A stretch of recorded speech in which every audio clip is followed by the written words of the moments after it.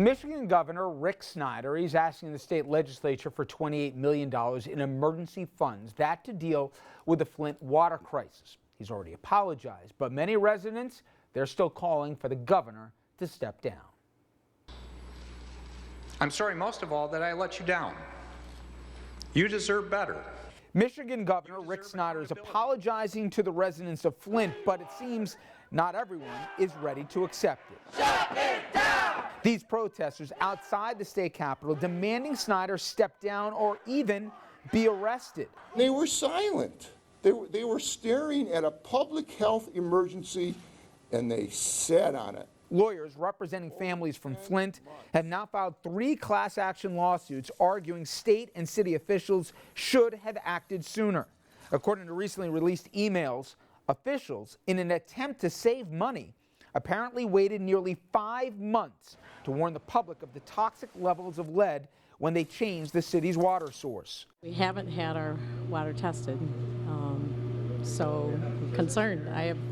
We have 5 kids. It should have never got to this point. We're surrounded by the Great Lakes, the world's greatest freshwater supply. I'm increasing the support from the Michigan National Guard to ensure that every home we need to visit in Flint gets visited as soon as possible. During his State of the State address, in addition to more aid, the governor pledged greater transparency.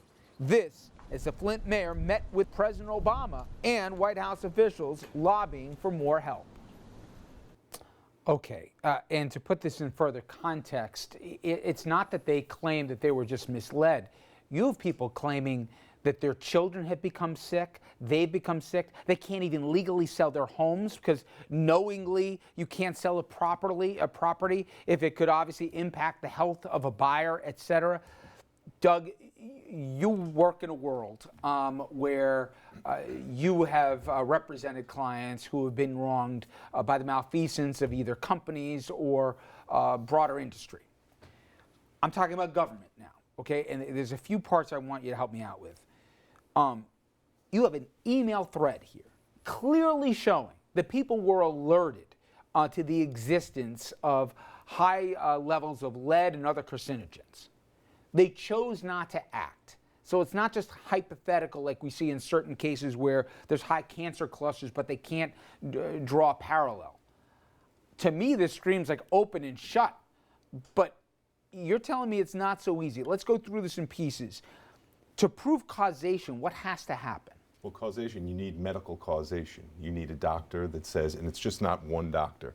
There has to be a body. So God forbid my kid's sick here, right. Has different, obviously, symptoms that are usually attached to high lead levels, etc. You're saying that's not enough? Well, there's been lead cases out for a while now. But if you're talking about causation, you get doctors with a scientific background and scientific material behind them making a causal link between the exposure and the disease. And with lead, it's there. Yep. There's a question whether there's enough time between when they were exposed to getting sick. And that's going to be a problem with the lawsuits, starting out. You don't get exposed today and get sick tomorrow. Sometimes there's IQ issues that later on have to be tracked. But there is acute exposure where people get sick right away.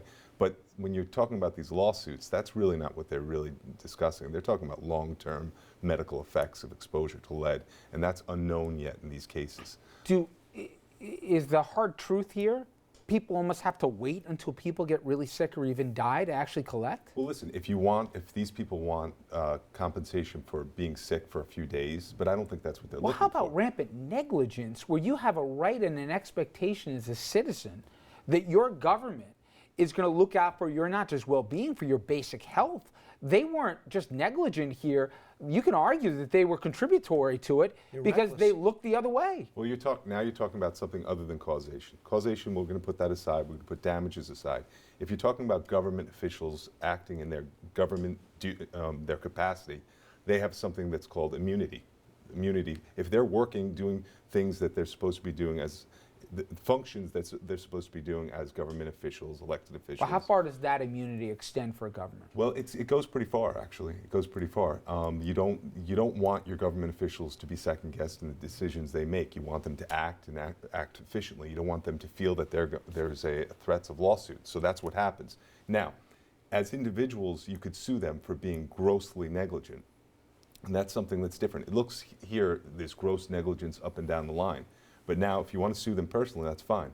If you want to drop immunity, where they don't get immunity, now you're suing the government, it's usually there's something where if the government is doing something that they're acting for profit, for something that the government is doing for profit, well then you can bring those lawsuits. In this case, these people do get water bills. They get water bills and they pay their water bills. There's going to be an argument made, well, that's a profit business. They're going to claim, well, it's not for profit. We're all sharing the cost. And they're going to say... But they made economic decisions.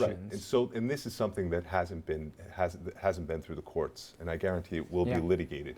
And if they can do that, then they... Now, that's two different things here. Now you're talking about suing the actual government. And that's what they want to eventually get to. And like anyone else, in addition to the plaintiffs, the defendants are obviously going to have, if there are defendants in this case, one would expect there will, whether it be personally or on broader, their counsel is going to tell them certain things to shut up. The governor of Michigan not only apologized, but he called it his state's Katrina.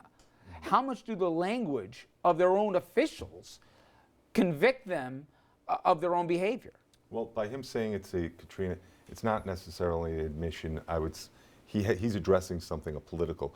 If there's going to be a question later on whether somebody's making an admission, like I knew it was dangerous, but I couldn't let everybody get upset. Well, that's an admission in some kind. You have to look at there's a difference between a statement and a statement that rises to a legal admission, and you're just going to have to wade through it. You're these poor people. I mean, if you're these stunned. poor people of Flint, you can't go anywhere. You're probably, first of all, broadly, 40% of the population lives below the poverty line. We're not talking about Palm Beach here or something, okay? Their principal asset, I'm guessing, from vast majority of them is their home. They can't sell their home. Forget about who's going to buy it.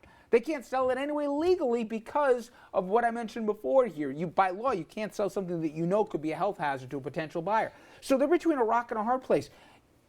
And I understand everything that Doug said. I think he explained it very well. But you imagine somebody comes to you and says, Jimmy, what do I do here? My kid's sick. I don't have the wherewithal to do it. I can't wait 10, 15 years for the court cases to shake itself out. You know, I can't even turn to my government because they're the people that I think wrong me most of all. What do you do? Do you sue these people personally? Well, I think you find whatever recourse is available to you. But I have to say, in terms of the value of the property, that would have happened anyway. In other words, if it was disclosed right away, then the value of the property would have gone down. The question there is, how did the water get contaminated? That's the cause of the property going down. But isn't it more damning that we have a thread that they knew? And believe me, if there's one email, you can go beyond that. That for 5+ months, you intentionally or you potentially allowed your population to be poisoned because of economic benefit. Isn't And you there didn't even emotional alert them. distress? You didn't even give them the choice to say, drink bottled water because we don't know about the water levels. We know, but you know what? We got other budgetary concerns. I think there's going to have to be some sort of victim compensation fund, some sort of bailout on this. It's just too big an issue. There's going to be too many lawsuits, too many what-ifs that are going to go on for years and years and years. I think that they're going to probably appoint somebody like a Ken Feinberg or somebody, take this over, go through the cases, see what the damages are as years go on. What about responsibility? You know, how is this not a criminal endangerment? I mean, you know, well, think about it. No, to me, it's as if a fire department got a call that said, this house is on fire, and they said, you know, by the time we get there, I don't know if we can do anything. Let it burn. To me, it's the same analogy. They have a You're duty. risking people's health. They have a duty to protect people. Who are they going to send to jail for? Do you think they're going to put the governor there? I don't think it's going to happen. Look, no one's going to jail. We know that from the 2008 crisis. But the point is that is what's so disgusting. And what's really funny is he's asking for more money that the taxpayers are probably going to have to pay. You certainly, obviously, have seen in asbestos cases, industries who may have known and continue to operate, health consequences be damned, okay? And I do know some of them have been adjudicated your way.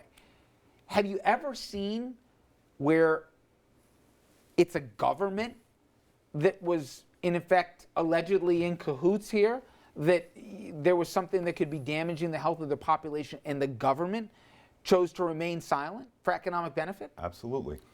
You know, if you look at this crisis itself, there's an allegation that the reason that they did this was to save money. You know, there's this, you know, you hear a constant conversation about big government. People are sick of paying taxes in government, and we all get it. But, you know, there's Environmental Protection Agency and there's state agencies that reflect that. Every time you do away with that type of regulation, and you hear a drumbeat constantly, get out of our way, we'll regulate Fox ourselves. Garden hen houses. Well, now you have politicians making decisions about health issues that should be watched very closely. Once you foul a water system like this, it's possible that you will never, ever get it back to the way it was.